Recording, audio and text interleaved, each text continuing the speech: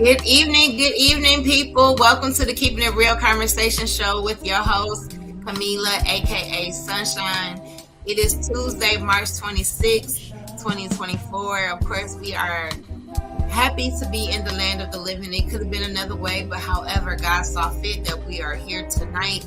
Please let somebody know that we are live right now on the YouTube channel, which is Sunshine Camila, Kamela. We are live on the YouTube channel, which is the name of the show. Please like, share, and subscribe. We are live on Twitch and X, formerly known as Twitter. You don't want to miss this conversation again. I believe in 6 degrees of separation. You're literally one person away, one advice away, one help away from where you need to be in your destiny. Proven over and over again since I started this show in 2020. And what else do I say? I have some of the greatest, dopest people on this side of heaven that enter on this platform. And tonight is no different than any other night that I have on here. So tonight, my fellow Cap is in the building. Matter of fact, we are a day apart, if memory serves me right. Yeah. And then on top of that, I'll get into how I started noticing Randy everywhere. Once we have set up this conversation, it's like, Randy over here, Randy over there, Randy's coming. Where? It's crazy how this started happening. So let's get into this wonderful man's bio. I'm super excited, as usual. Mr. Can y'all hear me in the background? Can y'all hear me? Mr. Randy Scott is a professional musician, record producer, educator, and composer. He signed a recording deal with Sony distributed label Trippin' and Rhythm Records in 2011. And his latest album, Elevation, resulted in three back-to-back Billboard number ones. As a result, Randy was named International Breakout Artist of the Year in December of 2020. His latest single and fourth Billboard number one, Twilight, is currently on radio stations around the world and was number one on the media-based charts for 7 weeks. It is a preview of his 8th solo album called Oasis, which will be released on April 19th of this year, 2024. As a 3-time, 1, 2, 3. I remember these numbers now. 1, 2, 3. 3-time winner of the nationally televised It's Showtime at the Apollo. $10,000 winner of the Hennessy Jazz Search, and prodigy of his friend and mentor, the late Grover Washington Jr. Randy is ready to take his place among the music industry's elite. If he ain't there already, I don't know. What more do you? Yeah, never mind. Randy has been awarded 3 gold records, 2 platinum records, and 1 multi-platinum record for his work on several wild gospel albums and recordings with Grammy Award winners, my cousin, my uncle, Kirk Franklin, Fred Hammond, and others. Randy has his own station on Apple Music, Pandora, and Amazon.com called The Randy Scott Channel. He has a bachelor's degree in music, educated from that Green school. Kind of getting choked up a little. All the little people in the back, Michigan State University. But anyway, that's a whole other project. A master's degree from Wayne State University and is a member of Kappa Alpha Psi Fraternity Incorporated. He contributes all his accomplishments to his faith and belief in God, just like I do. I want you to put your hands together. I want you to scream wherever you are. If you need to pull over, do so.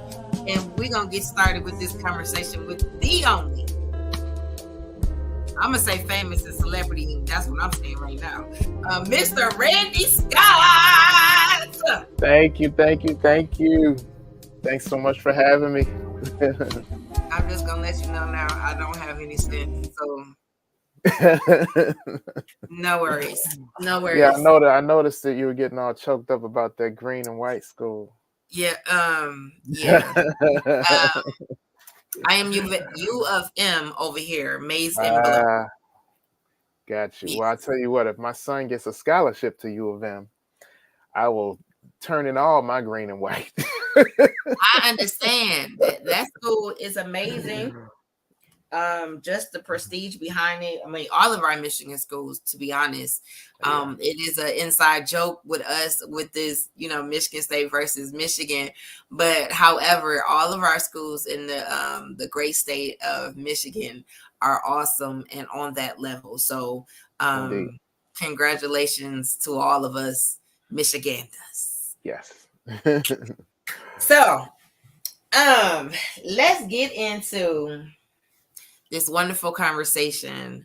We're gonna always start from the beginning. I can appreciate anybody's journey for where they are now, but I appreciate the middle, the beginning, to understand the ups and downs of triumph stories. We all like the underdogs and all of those kinds of stories. So I want to begin from, what was Randy Scott like as a kid? Oh man. So actually I grew up I'm from Baltimore. Okay. And lived there for many years. I went to high school in Philadelphia, outside of Philadelphia. And Michigan State brought me to Michigan. So that's kind of how I'm here. But yeah, when I was in the 4th grade, my mother was playing Grover Washington Jr. records all day and night, and that's all I heard. And it came time to choose an instrument. I wanted to play the drums, and she's like, well, Grover plays the saxophone. And so my parents took me to one of his concerts, and when I saw that it was sold out, people were going crazy, I was like, that's what I want to do. So that did it for me. I started saxophone 4th grade. I think I was 8 years old. And then I literally learned every note from every Grover Washington Jr. record. All my friends were into Prince and Michael Jackson at that time. I was into Grover. And I got a straight A report card when I was 12 years old. And my reward was to meet him. And I met him. He was shooting a Red Cross commercial. And I brought my horn. Don't ask me why I brought my horn, because I wasn't about to play in front of Grover. But I brought my horn. He ended up using my horn in the commercial. And we became really good friends from that moment until he passed. So we were tight. I really, really miss him. Anytime I was in the same city as him, he would call me and bring me on stage and all of that. So it was, he's definitely my mentor. So but that's how it started. That's how it all started. We call this the beginning stages of destiny, right? Sometimes as kids, we see it, we feel it, and sometimes we get deterred by society and what we think we should go into, or what we feel is that lane. I'm glad that your mom convinced that motherly push you, Grover. Who would have known you could have been like everybody else, but because she had a passion and a love for Grover. So for those who don't know who Grover Washington Jr. is, can you explain to them who he is? He is really the father of contemporary smooth jazz. He really is the one that started that whole movement. Um, but he's won Grammys. He's got all kinds of, I mean, so many different records. Most popular song was "Just the Two of Us." That's on there. That was his big hit. And he's did a big song with Patti LaBelle, and he's just an amazing artist that many have emulated. So yeah, that's what So, Grover. just to say, I want to first say, I want to thank all the parents out here who are really shaping our children. Mm. Um, I just had someone on last week, Reggie Page, who is a well-known violinist, and Hmm. he pretty much said the same thing. His mom was like, "You're not doing nothing else, but you're going to play the violin." And Reggie's a good friend of mine. Small world. How did I Yeah. know that? I did not know that. But his mom did the same thing for him and his brother, of Hmm. picking the instrument for them, and they eventually fell in love with that, and they're doing it to this day. So I shout outs to mom and dad who really had a love for music and pushed their children into that direction, which we'll get into all the other things of your gift will make room for you, and the village and all of these wonderful things that make us who we are today. So Yes. now that we know you love Grover and you got a chance to meet him, and I'm sure he mentored you through your process of um, playing the saxophone. For Hmm. you,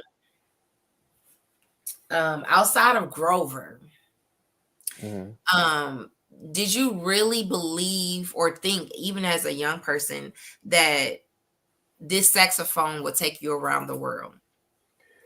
No, honestly, I had no idea.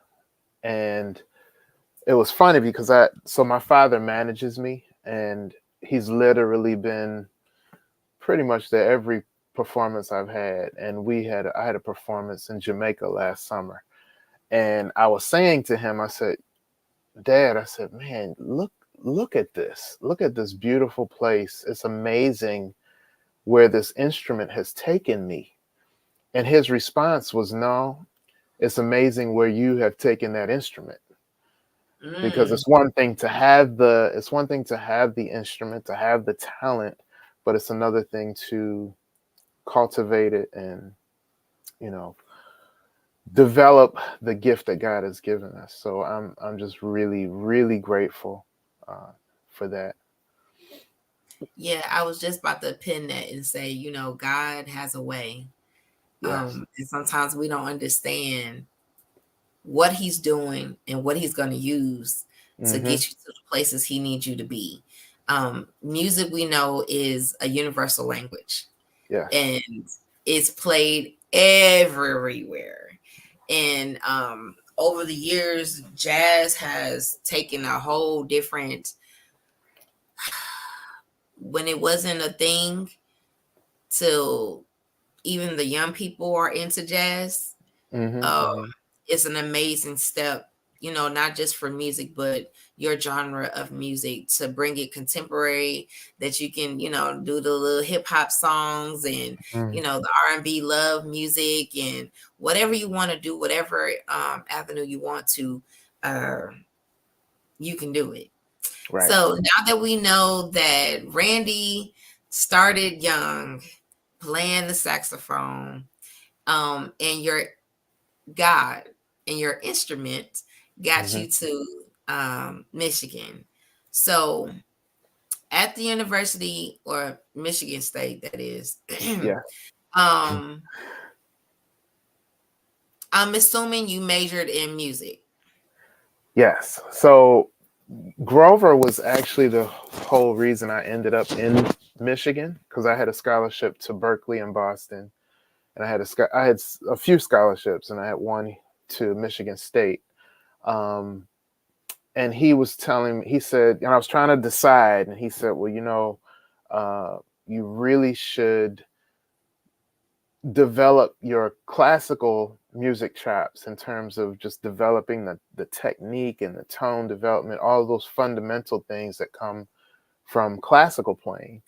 And I followed his advice and went to Michigan State to study classical music with a professor there at that time was Jim Forger. And it really did help me in terms of just having a really solid foundation. And I also started studying jazz and all of that. But he's how I ended up in Michigan. But yeah, I had a tremendous experience while at Michigan State. I ended up doing these shows around campus, and one of the shows we had comedian Sinbad on the show, and Sinbad at that time was the host of It's Showtime at the Apollo, and he said to me, he said, well, you really should come and be on my show. And I said, I would love to, but I have no idea how to do that. So he helped work that all out. But the funny thing was, I don't know if you remember, but at that time there was Showtime at the Apollo, and there was another show called Star Search. Yes. And Star Search had a lot of money behind that show. Was that Ed McMahon? Ed McMahon, yep. They would fly the artists out, put them in really nice hotels, pay them extremely well, all expenses paid. The Apollo was an opposite experience. Right. We had to, all the artists had to find their own way there, find accommodations, pay for everything. So, I'm a college student. I had no money, trying to figure out how I'm going to get to New York. So what I did was it was right around Valentine's Day. I posted these signs all around campus that said, send your sweetheart a song for $5. And Valentine's Day came around. I had all these bookings, and I'm taking my saxophone in one hand, a boombox in the other hand, and it happened to be a snowstorm. So I'd have snow boots trudging through the campus, going from dorm to dorm, playing. And that's how I made my money to get to New York. However, I get to New York and I don't really have a place to stay.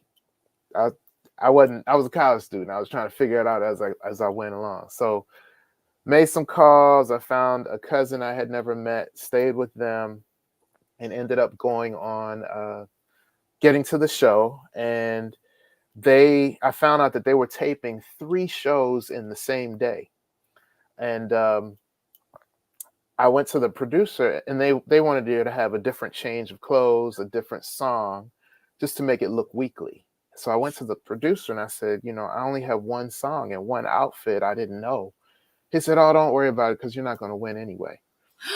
As if I wasn't scared enough. So I was like, okay, I'm freaking out. So what they do is they have 2 professional acts on every show. And so there were 3 shows being taped, so they had 6 professional acts. So they wanted to get them out of the way first before getting to the amateur portion.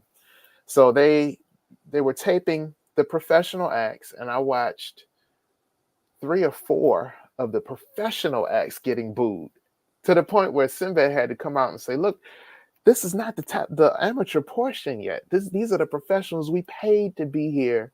Y'all got to let them finish, because we paid. This is not it. So they had to retape the professional acts without the booing. So I watched 3 professionals get booed, or 4 professionals get booed. Then they started the amateur portion, and I watched so many people getting booed. And I thought, watching the show, I thought it was rigged.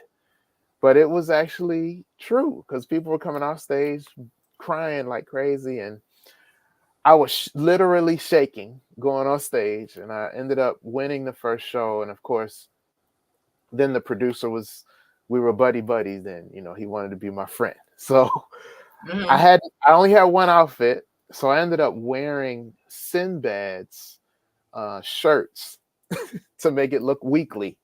I ended up won the second show, and ended up and he's 6'3" or 6'4" or something like that. and I'm 5'9", so the shirt's like drooping off of me. But long story short, I ended up winning the 3 shows and closed out the season. But it was just a tremendous experience. It definitely helped my stage fright, because I mean, after doing that, I was good for everything else. Right. Uh, right after coming off stage, I was presented with my first record deal offer by Warner Brothers, and I didn't sign it because it was a really horrible deal. But um, that's kind of how it all. That's kind of how it all started. Wow. So you survived New York, huh? Yeah, that was rough. It is. It's 10 times worse in person than it was on the actual show. That when you're watching the show, because they edit a lot out. But it was rough. Wow. So that's just a testament of what God has done for you. For sure.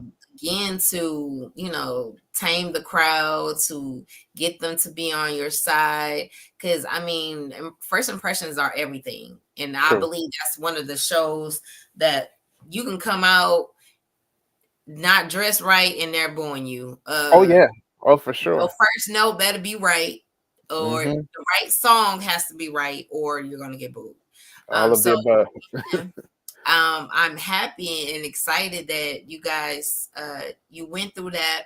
You conquered your fears, even in adversity of Yes. someone even not believing in you, not even knowing what you can do. Um, it's just the icing on the cake. Yes. So now that we have done the Apollo, and are you coming back to Michigan after that? Yep. Came back to Michigan. They were doing watch parties at Michigan State and all. It was great. That was like my junior year, I think. Um, and then right after, I think I missed answering your question. So I started at Michigan State as a music performance major, and then around my junior year, I changed it to music education. Graduated from Michigan State, and kept getting put in these teaching long-term sub positions that I was fighting. I didn't want to do that, so I'd do a little stint and then stop. But I started working for Michael Powell, who produced Anita Baker and a host of other people. Learned a lot about producing records there. And then started my own production company with my brother Ryan called R&R Productions, and we started doing a lot of commercials for various companies. And then eventually started another production company that I have now currently called Timbre Entertainment. Um, Signed my first record deal. My first album was independent. The second, actually, all the others were on various record labels, from EMI Records to Megawave Records to Quadraphonic Records. And then I produced a record for Tim Bowman, jazz guitarist. I did about 7 songs on the record, and he was on the label that I'm currently on, and it caught their attention. And so they asked me to do a show in Dubai. And so I flew to Dubai and did the show, and not long after ended up signing with this division of this label called Trippin' and Rhythm Records that's distributed by Sony. So I've been with them since 2011. So it's been a long time now. And yeah, right on the verge of releasing album number 8, which is a blessing. So I'm excited. Absolutely, and we're going to talk about that too. But just the longevity and the doors. There are so many people who are artists to this day have not left their own state. Yeah. And here you are being offered to go to Dubai. I mean, come on. It's been a blessing. It has been. I've been really blessed to have traveled all over the world, and it's been great. It really has. So, what do you have any airport crazies or fan crazy stories? I have an airport crazy story for sure. So the whole Dubai thing. So I went to Dubai. Well, actually, there was a layover in Amsterdam. So, and I'm on my way to Dubai, but layover in Amsterdam, and I got pickpocketed in Amsterdam. And to be honest with you, yes, I was upset, but I really wasn't that mad because I keep my wallet in my front pocket, and I'm thinking, man, y'all have got to be good if you can get it out of my front pocket.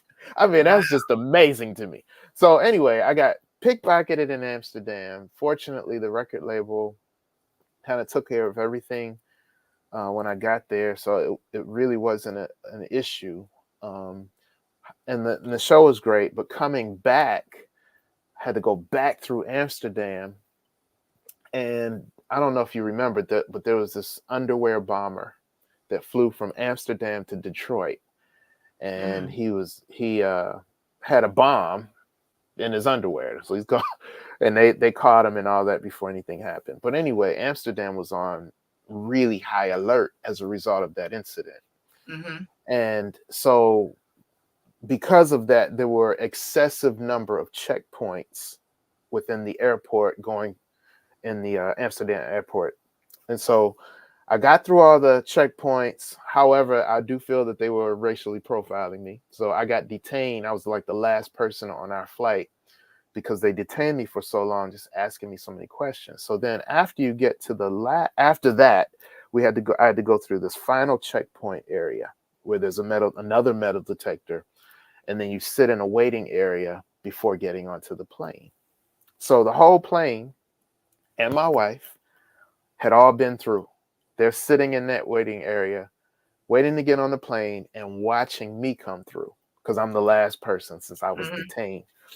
So I get through the metal detector, fine, nothing went off. However, I had a business card in my back pocket, and the corner of it, when the guy frisked me, the corner of the business card poked him, and he says, "Ow, something shocked me," which is literally like saying I have a bomb. And I didn't, I had nothing on me to shock him, but he says that, and then the 6 officers and a police dog come out, and I'm freaking out. I'm thinking, okay, they're about to take me somewhere. But they didn't. Everything stayed. It was right there. So they come out with this pole on wheels with a black curtain. They're rolling it out. Now, mind you, the whole plane is watching all of this go down. So they pulled a pole over to me, and they pulled this black curtain around me, and they strip searched me, and they cavity searched me, and then they let me go with no apology. So it was an experience. And so I finally get through.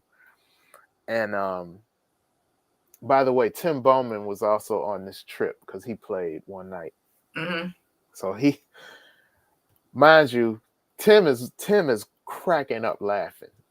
I don't know why he's laughing, but he was cracking up laughing at me. My wife, when I come through, my wife's asking me a million questions. So I said, "Listen, I love you, but please don't talk to me right now. I've just been violated." Right. And then I get on the plane, and even though I've been cleared, we get on the plane. It's a 19-hour flight. Every time I get up to do anything, everybody's looking at me like, "Yeah, that's the one right there." So it was an experience. It was horrible, but it is a So I gotta story to ask, tell. did you ever go back to Amsterdam? No, no, I'm Do you traumatized. carry business cards in your pocket?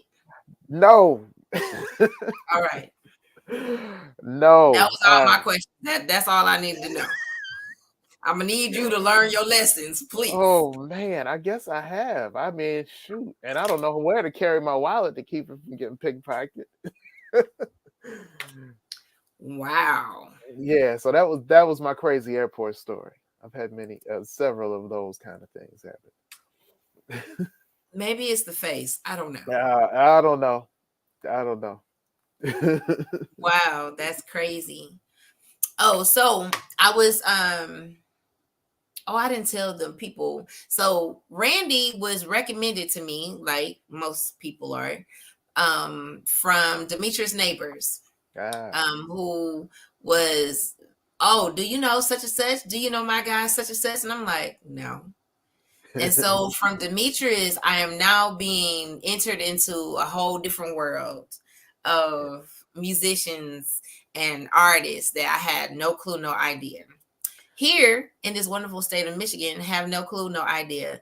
So now between Randy and Demetrius, I see them everywhere. Like, wait, just a week ago or so, I didn't even know who you were. Now everywhere I go, you're there. Like, Wow. Yeah, okay. Demetrius, that's my brother. We literally text or talk almost every single day. But yeah, he's been in my band. I've played with him in his band, but he's been with me for a long, long time. Yeah. So again, I had plans to be able to support the people that, I come in contact with. I try to make it my business to support. And I'm like, April 19th. What is that? What is that? Okay. So later on, you'll find out, the play is the next day, Right, which right. means my last final rehearsal is the night that Randy will be in concert. And I'm like, no way. So I'm looking at the flyer and I see Demetrius. I said, wait. So I text Demetrius like, hold up. Why didn't you tell me that you playing with Randy? Oh, I'm a busy guy. I forgot to tell you. Yeah, for all of your viewers and listeners who may not know, I have a album release concert the day that the album actually is released on Friday, April 19th, and the tickets are available on eventbrite.com. So we hope you come. They will be at the door. However, it is selling. They're selling really fast. I think they went on sale about 2 weeks ago, and it's already half full. So I would not wait if you'd like to go. Again, it's on eventbrite.com. Just type in my name, and you can get them. I'm so bummed. Like, I know. I wish you could I be there. really wanted to be there. And not too long ago, Crystal P had her 20-year Yes. celebration. And who do I see? Demetrius. And I had just had him on the show the week before. And I'm sitting there, and actually I was going to do something, and I hear somebody say, Camila, hey, Camila. And I'm like, first of all, no one calls me Camila. So I'm really like, who's calling me? It's Wow. Demetrius. And I'm like, wow, this is crazy. So again, in the last 2 weeks, voila, like, was I blind before or just appeared out of nowhere? And Mr. Randy is the same way, you guys. So I get this text message from my friends about the list of acts, I'm going to say, that will be at the Aretha Franklin Amphitheater for this summer. Mm-hmm. And I'm scrolling through, what concert am I going to go to? What concert? And I want to say the third one down into the list, I see Will Downing and Randy Scott. I said, wait, time out. Who? So I get on the phone and text Randy like, I just seen this list. Are you the same Randy Scott that's supposed to be with Will Downing? He said, yeah, that's me. I just wanted to throw the phone. Like, what is happening here? That's Huh? funny. And then this is when we're first talking, and I said this before. I said, it had his birthday in his bio that I printed out. And it said January 13th. 13th, yeah. I said, wait a minute. You will not have a birthday the day after mine. Yeah. This is a show enough small world. You hear me? It So is. It really is. I felt like we are like all kindred spirits. Like I didn't know, and now I know. It's like they're everywhere. Like Mm-hmm. we're in Men in Black or something. I don't know. And from what I have experienced so far from Demetrius' neighbors, he is an alien. So I'm gonna assume that Randy Scott is an alien too. I don't know about the alien part. I don't know. Now, That's what Demetrius, they he may all very say. know. That's what they. I think y'all trained to say that, but that's okay because you're not fooling me. You're not fooling me. Mm-mm. I know. I know it's better. So, out of these things that you have listed, musician, record producer, educator, composer, which one does your heart marry? Mm. Oh, that is such a great question. I Well, know because I came up with it. Duh. I'll say this. I mentioned earlier that when I first got out of college, I started teaching, um, and I was fighting it because it wasn't in my, it was secondary to me. It was, I've always been trying to do this music thing. But then I got an actual teaching gig, and 1 year turned into 27 years. And it turned out that I actually love it. And out of all of those things listed, to be honest with you, I feel like God's purpose for me is all of them, but that educator part is where I get to really do God's work, and not so much, I don't preach to the kids or anything like that. It's just all in the way that I try to carry myself and be a reflection of a God-centered, um, intelligent, um, respectful, and charismatic Black man. I want them to see that because a lot of them don't see that. And so I think that the educator part of that equation that you have up on the screen is part of my purpose. But they And, all combine. They all combine because I don't feel like one of those entities can exist without the other for me. yes. For example, my relationship with my students is enhanced by them seeing me do those other things, be a professional musician, a record producer, and composing music on a professional level. That it's all enhanced, and it kind of contributes to their perception of me and my influence over them, if that makes sense. So It does. yeah. It's the facets. So when I ask this question, it's the deeper conversation that we have with ourselves. Like, Mm-hmm. again, what is my purpose? Again, we all started off at, oh, I'm a musician. But then over time and different experiences in life, we add more to it. And Mm-hmm. it is all of us. It's Right. all facets of you. But Yes.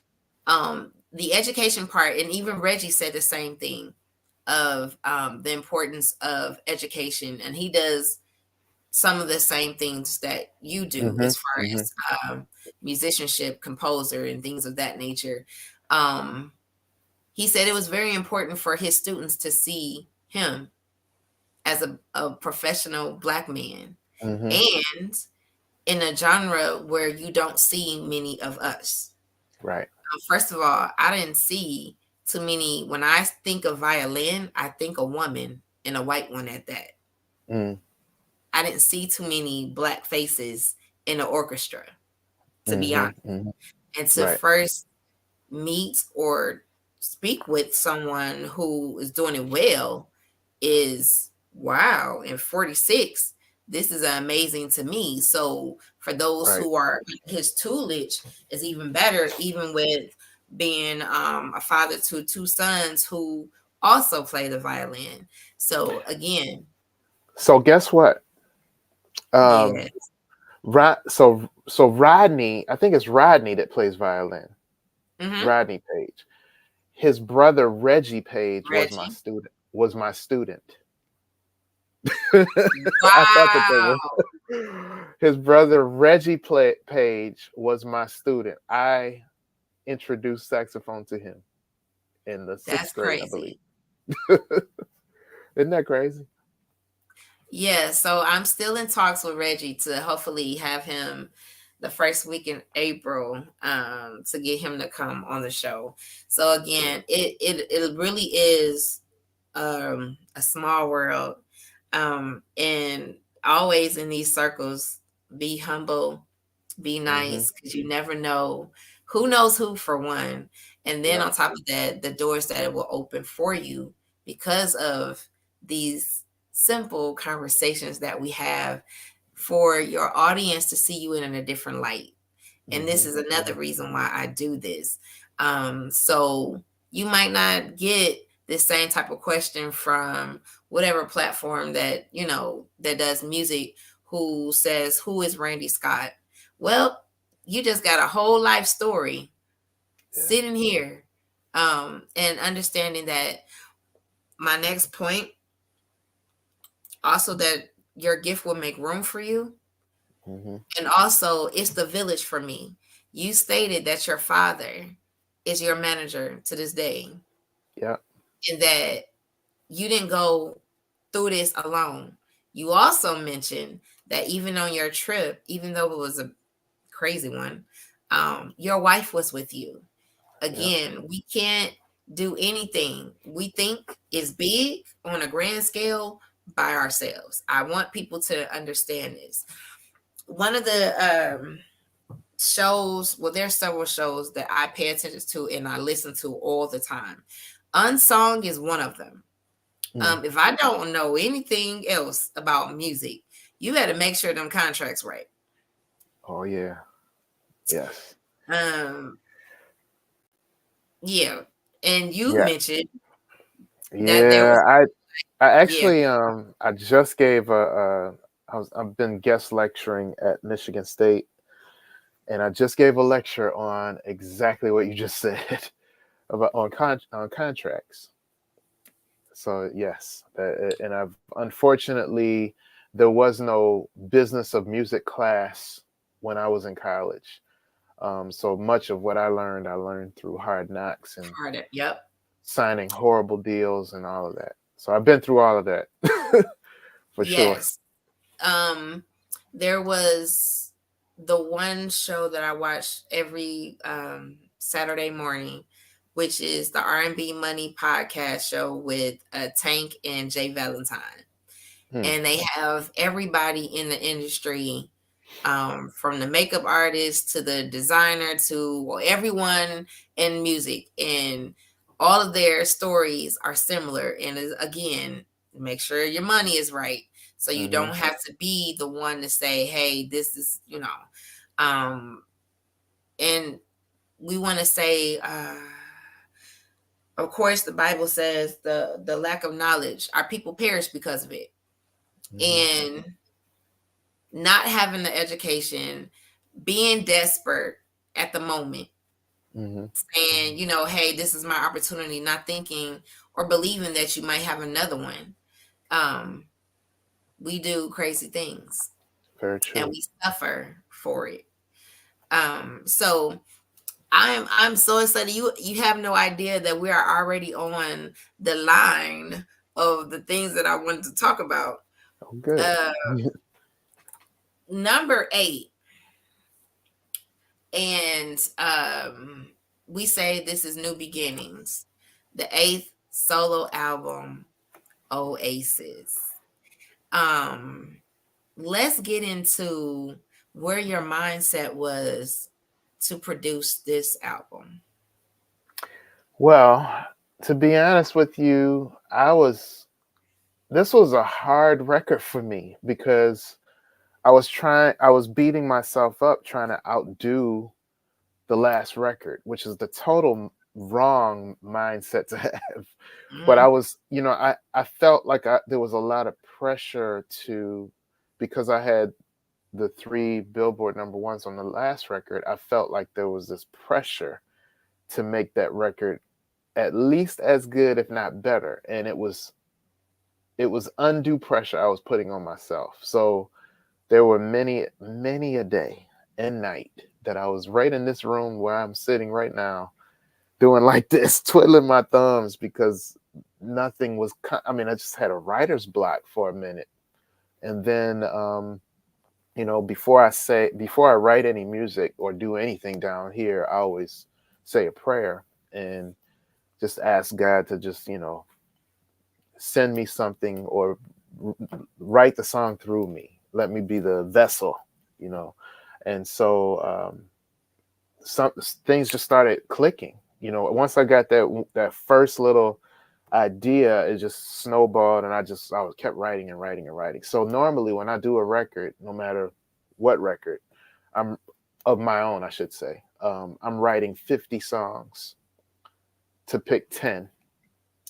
And people are amazed by that, but it's true. I do at least 50 songs, and then it becomes a jigsaw puzzle of figuring out which songs go well together for this album. So that was my approach for the Oasis album. It was to write quality material, an excessive amount, and then pick just the right songs that I felt fit really well together.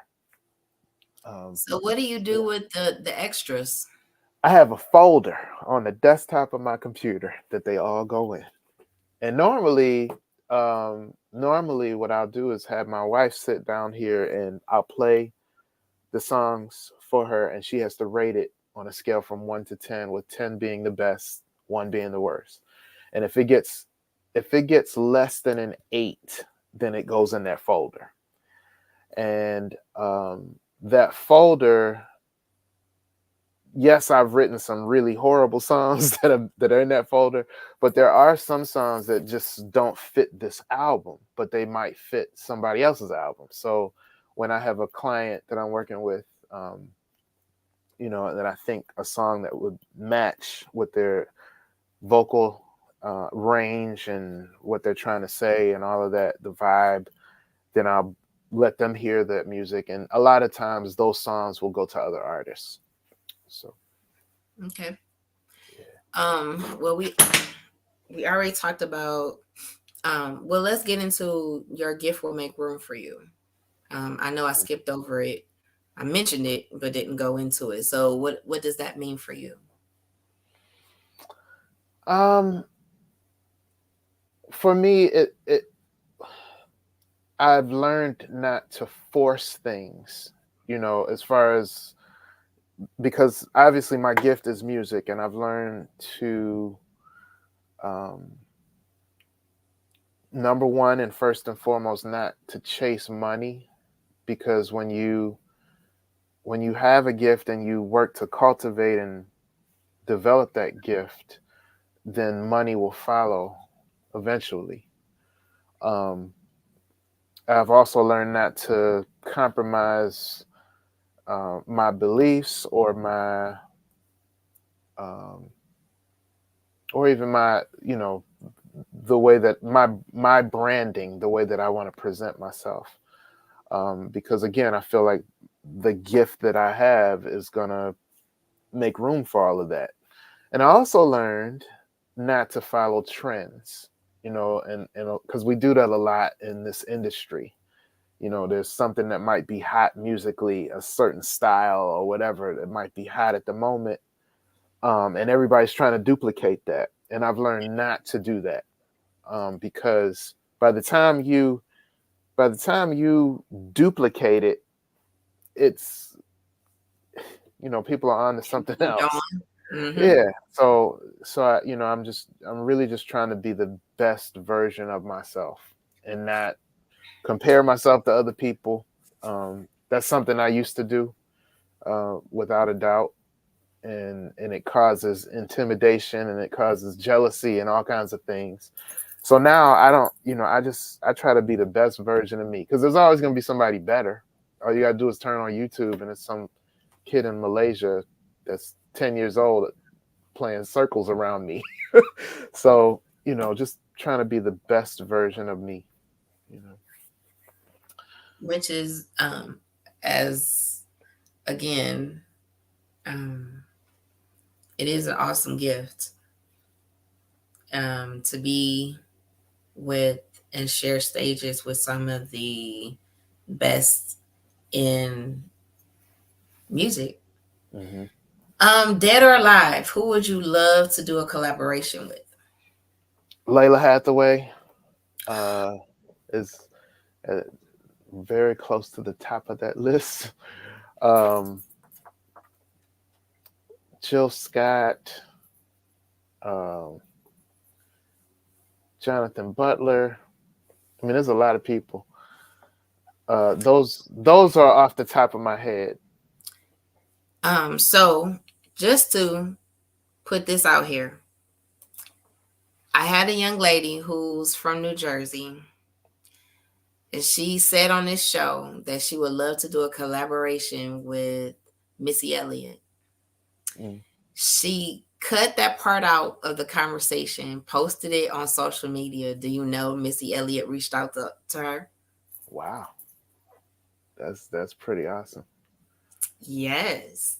And two of the people you said, Layla, and I'm going to say on first name basis as if I already know her, Layla and Jonathan Butler will be in Michigan this summer. Layla will actually be in Michigan 3 times. She will be Yeah. at Aretha. She's going to be at the Soundboard, and somewhere else she's supposed to be at. Is it Little Caesars maybe?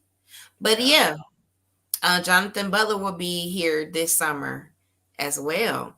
So who knows? Yeah, I mean, you never know. Never know. This is a good thing about these type of platforms. You never know who knows who and who will share, and then voila, you get a call, and yeah, I just want my 10%. That's all.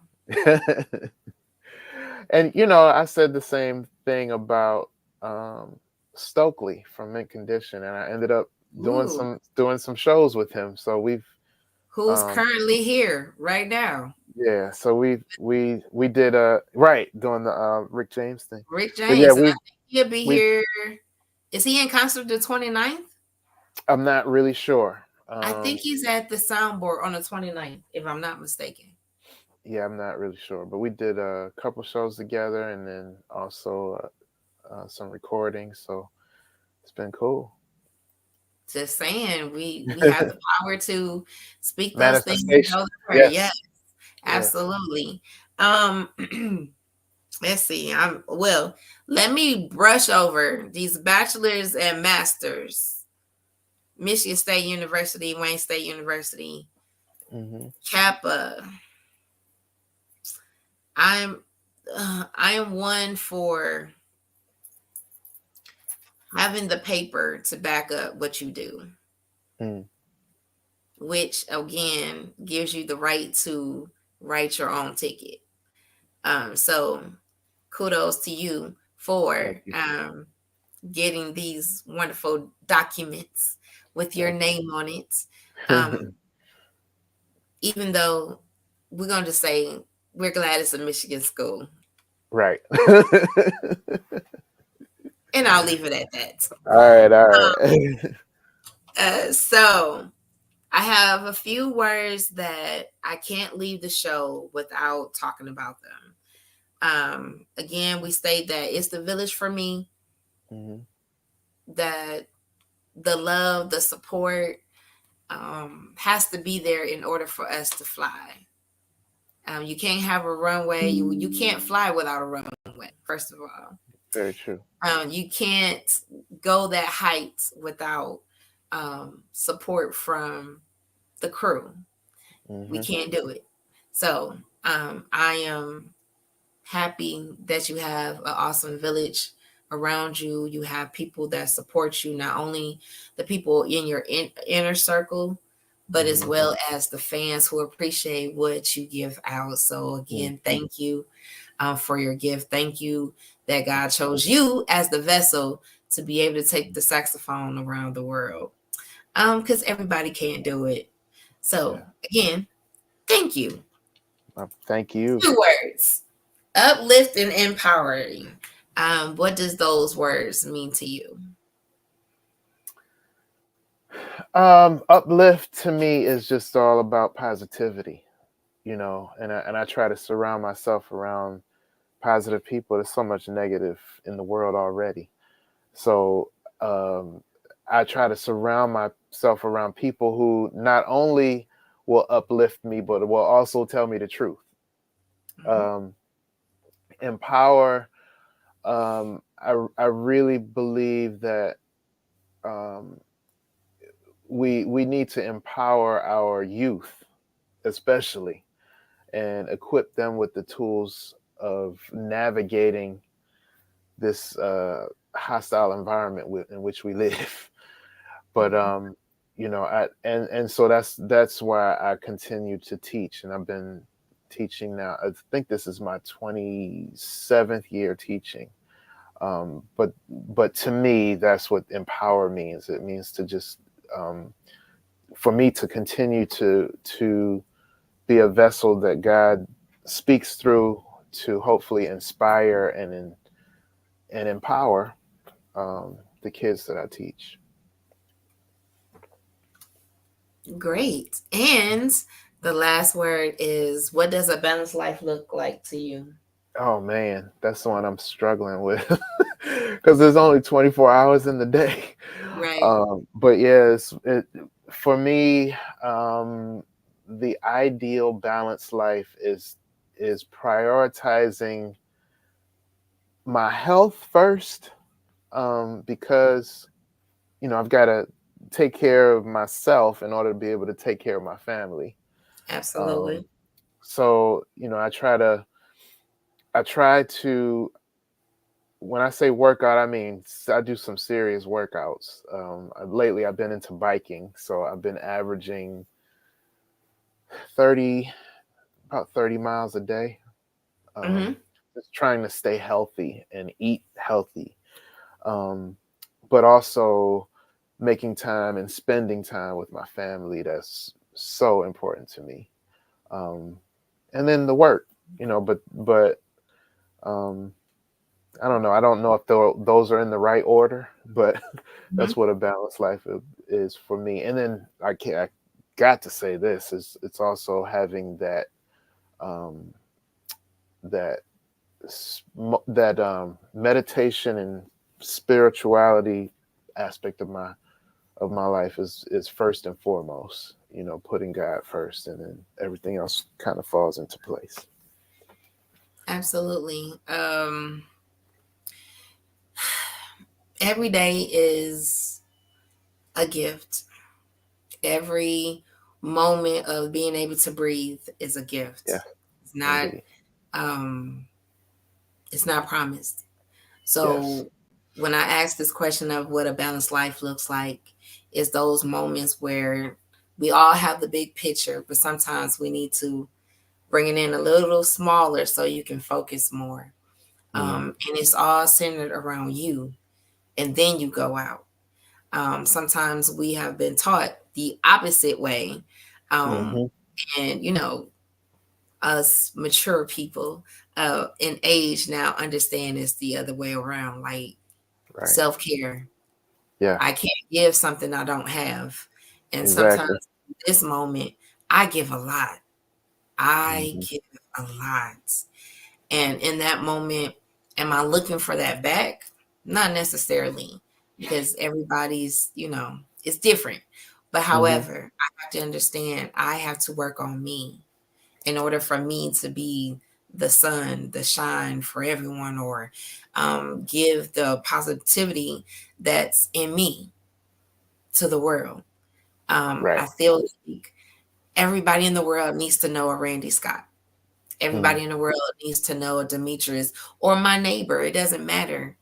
Everybody has a story to tell.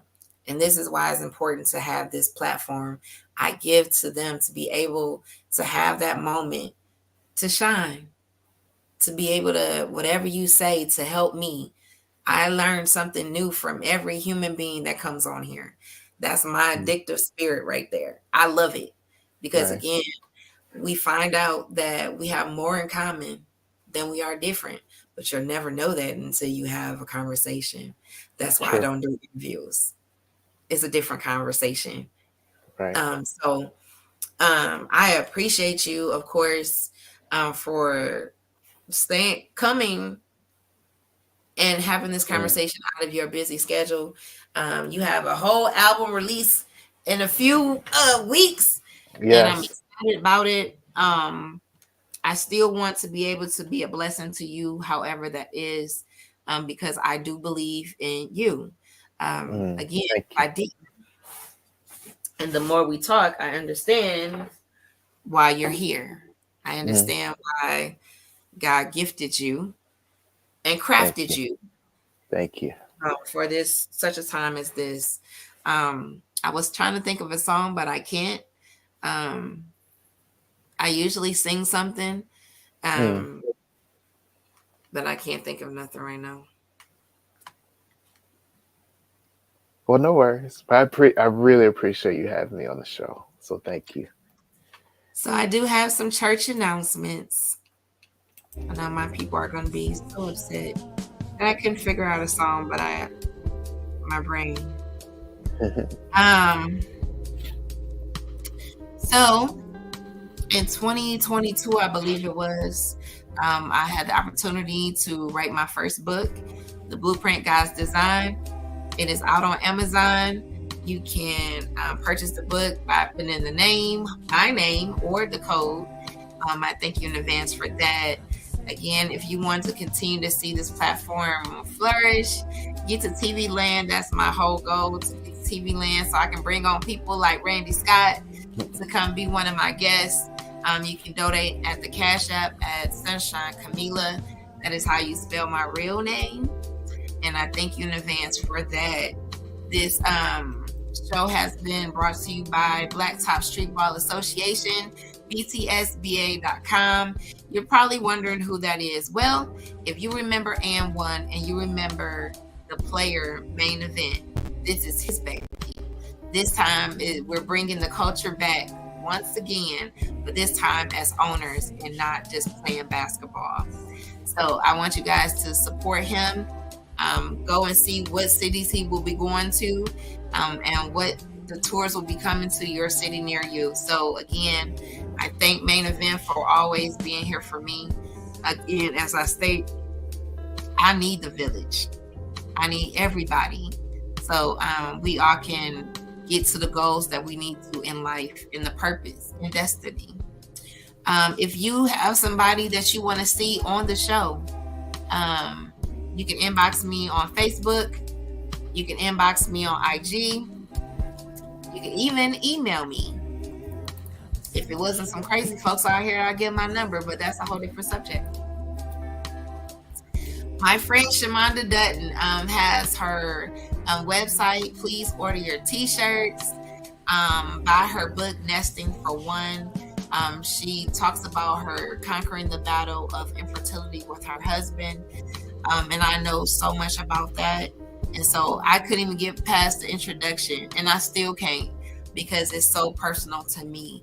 Again, anytime you have a faith walk, it is what it is. But we all will eventually have our babies. I know what God said to me and about me. So we just looking for the days when I'll be saying, hey, you guys, it happened. It's happening. So go to her website, laughoften.shopify.com, and support her, as well as her Married to Film YouTube channel, which is with her and her husband Ralph, as they give live reviews of your TV series and your movies. Well, you have been asking me, what is the next project for Camila? Well, here it is. My last show for a while will be the When He Speaks stage play, which will be Saturday, April 20th. Dinner and a play. Tickets are $25. If you just want the play, is $10. Again, I am narrating, I am singing, and I am acting in this. So this will be my last one. I will be going back to school in May to Henry Ford Community College, majoring in theater. So I will be focused on that.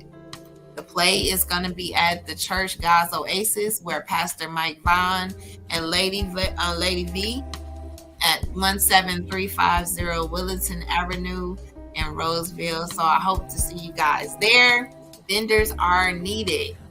Now, before I get to these two wonderful guys, as Randy has told you, he will have his album release, which will be April 19th, the day before the play. I need you guys to go to Eventbrite, put in his name, and support this man. Please, please, please. If I could be in two places, actually three places at one time, I would split myself so I could be there. I told him if I have to buy a ticket and give away, I will, because that has so much importance to me that he meets his goal, as well as somebody will be able to experience him live. So I'm excited about that. And the last thing I have to talk about is my friend Demetrius' Neighbor, an intimate evening with Mr. Will be May 4th. Doors open at 6, showtime at 7. Tickets are $40. At the doors, $45. At Eventbrite, Jazzy 3, I believe. So again, find these guys on social media, follow them, and be support. We are the village, so let's do what we do. Last results, last conversation, last thing that we're going to talk about. Mr. Randy Scott, you have the last words. Well, I just want to thank you again for having me, and just want to again invite all of you to my album release concert, Friday, April the 19th. Tickets available, and it's at Silver Garden Event Center in Southfield, right on Southfield Road near 10 Mile. And tickets are available at eventbrite.com. Just type in my name and it'll come up. But yeah, thank you so much for having me. Very grateful. No problem. Again, thank you guys for being supportive, as you always are. I will be back here this Thursday with the author Booker Snow. And that will probably be, I'm not sure, but I am getting ready to, we're in the meat of this play rehearsals.